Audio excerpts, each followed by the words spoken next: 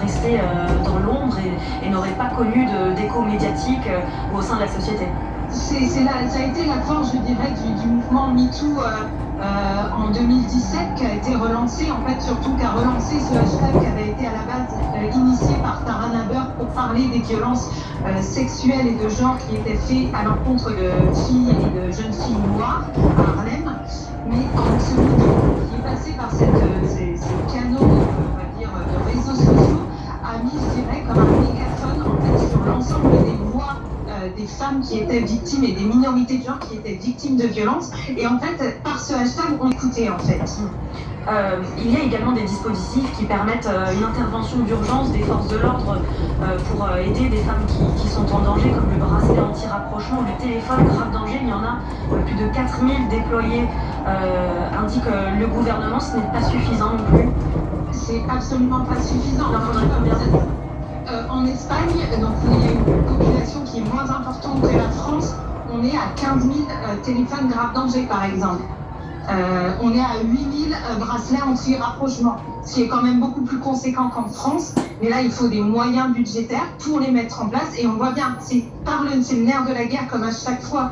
Donc si on ne met pas en place ces dispositifs qui ont fait leurs preuves, et quand je dis mettre en place, c'est les déployer massivement sur l'ensemble du territoire. Si on ne les déploie pas massivement, alors qu'ils ont fait leurs preuves dans d'autres pays, on ne pourra pas protéger efficacement les victimes. Et on voit encore, on a encore une fois dépassé la barre du 100e féminicide cette année.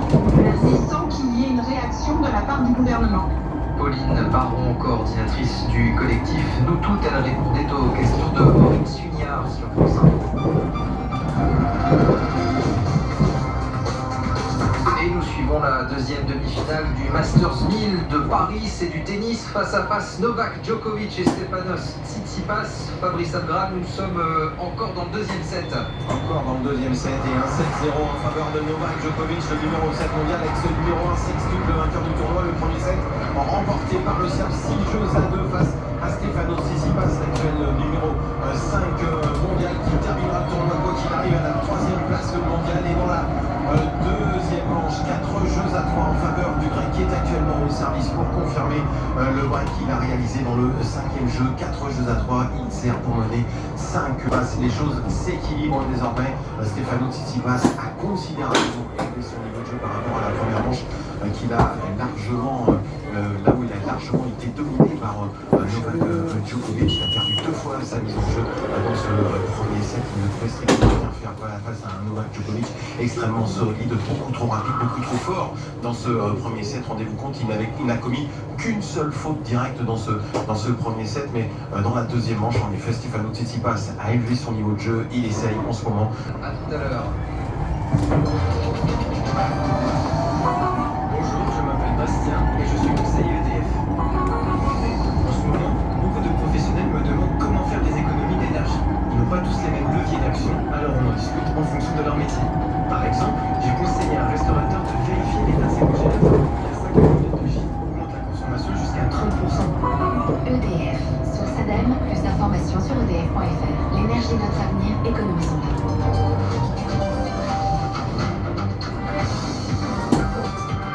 France Info, 17h-20h, Marc Vain. Retour à Saint-Malo dans un instant. Catherine Potier nous attend sur place en compagnie notamment d'un skipper double vainqueur de la Route du Rhum et qui prendra le départ. Des membres du mouvement Dernière Rénovation qui défend la rénovation thermique des logements ont fait éruption lors du match de rugby entre le Stade Toulousain et le Stade Français et se sont accrochés à des poteaux.